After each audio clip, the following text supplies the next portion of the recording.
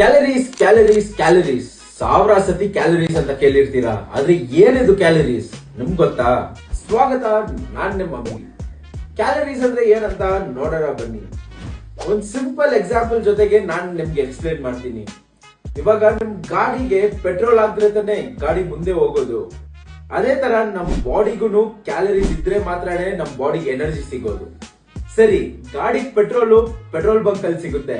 ನಮ್ body calories ಎಲ್ಲಿಂದ ಸಿಗುತ್ತೆ? ನಾವ್ ತಿನ್ನೋ ಪ್ರತಿಯೊಂದು ಊಟದಲ್ಲೂ ಕ್ಯಾಲರೀಸ್ ಇದೆ. ಕ್ಯಾಲರೀಸ್ ಹೆಂಗ್ ಕೆಲಸ ಮಾಡೋದಂದ್ರೆ, ನಿಮ್ ಮೇಂಟೆನೆನ್ಸ್ ಕ್ಯಾಲರೀಸ್ ಗಿಂತ ಕಡಿಮೆ ತಿಂದ್ರೆ ಅದು ಕ್ಯಾಲರಿ ಡೆಫಿಸಿಟ್ ಅಂತಾರೆ.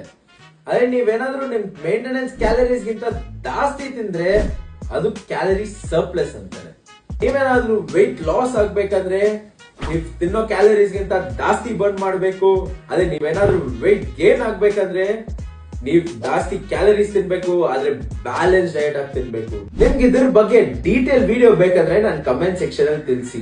ನಿಮ್ಗೆ ವಿಡಿಯೋ ಇಷ್ಟ ಆಗಿದ್ರೆ ಲೈಕ್ ಮಾಡಿ. ನಿಮ್ಗೆ ಇದೇ ತರ ಇನ್ಫಾರ್ಮೇಟಿವ್ ವಿಡಿಯೋಸ್ ಬೇಕಾದ್ರೆ ನನ್ನ ಫಾಲೋ ಮಾಡೋದು ಮರಿಬೇಡಿ.